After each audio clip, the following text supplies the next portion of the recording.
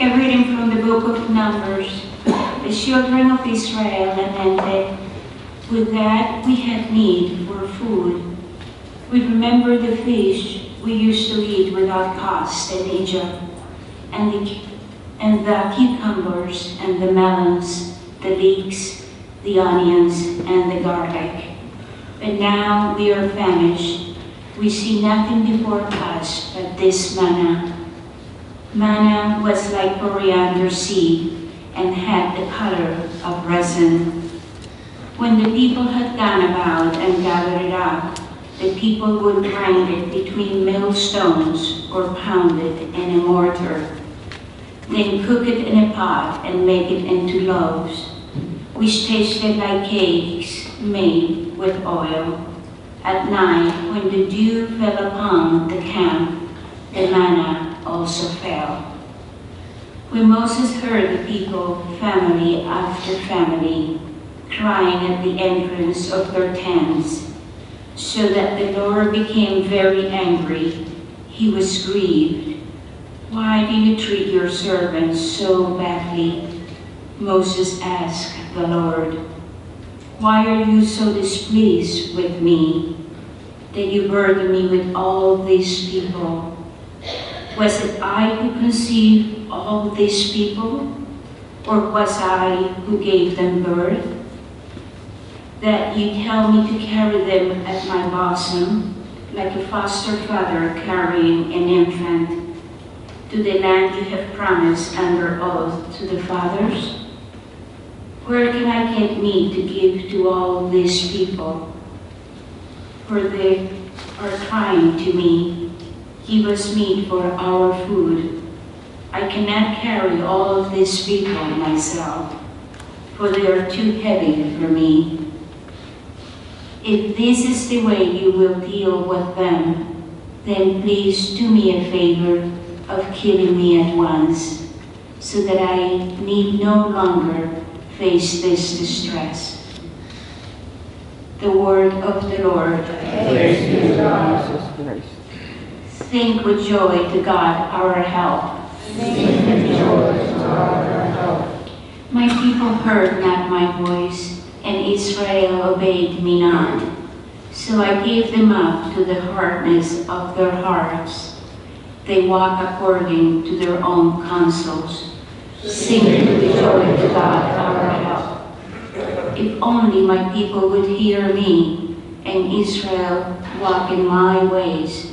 Quickly will I humble their enemies. Against their foes I would turn my hand.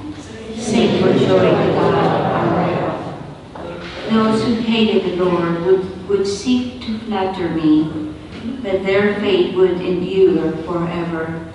While Israel I would feed with the best of wheat, and with honey from the rock I would fill them.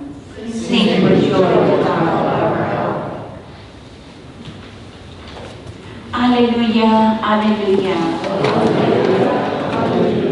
One does not live on bread alone, but on every word that comes forth from the mouth of God. Alleluia, alleluia.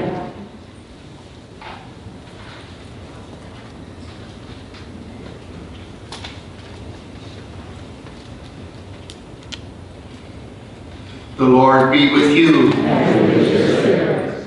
A reading from the Holy Gospel according to Matthew. Glory to you, Lord.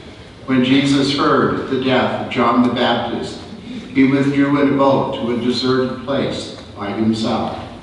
The crowds heard of this and followed him on foot from their towns. When he disembarked and saw the vast crowd, His heart was moved with pity for them, and he cured their sick. When it was evening, the disciples approached him and said, "This is a deserted place, and it is already late. Dismiss the crowds, so they can go to the villages and buy food for themselves." But he said to them, 5 loaves and 2 fish are all we have here." Then he said, "Bring them here to me." And he ordered the crowds to sit down on the grass. Taking the 5 loaves and the 2 fish, and looking up to heaven, he said the blessing, broke the loaves, and gave them to the disciples, who in turn gave them to the crowds.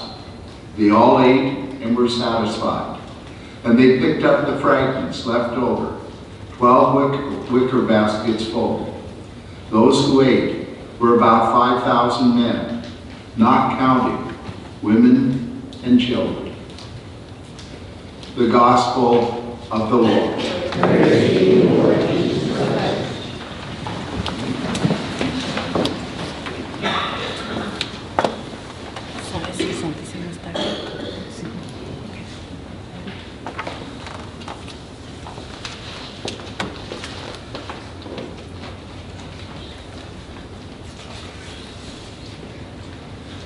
Good morning. I think it's safe to say in our scriptures today, both Moses and Jesus were having a bad day. Both of them. Moses is discouraged, and Jesus is in grief. Moses' response is to say, "Lord, just let me die, so it'll be over." Jesus' response, his heart was moved with compassion. 2 people, bad days, different responses. What I find intriguing about Jesus' response is we're told specifically he had learned that John the Baptist had been killed, and he went away to a deserted place we can only surmise to grieve. There is nothing more personal than that. And when you want to be alone to grieve, those who would intrude quickly become invaders, but not to Jesus. We're told his heart was moved with compassion, and he put aside his grief and spent the whole day healing those in need, and then fed them. Talk about an abundance of compassion. And sometimes when I wonder, well, is Jesus interested in my petty problems? I go to Matthew 14, because, and then I read again, Jesus learned that John the Baptist had been killed. He withdrew to a deserted place. The crowds came, and his heart was moved with compassion. If his heart was moved with compassion for them, his heart is always moved with compassion for us.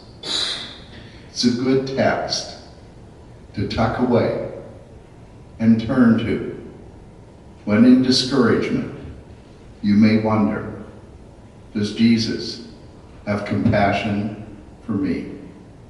And this text will assure you he does.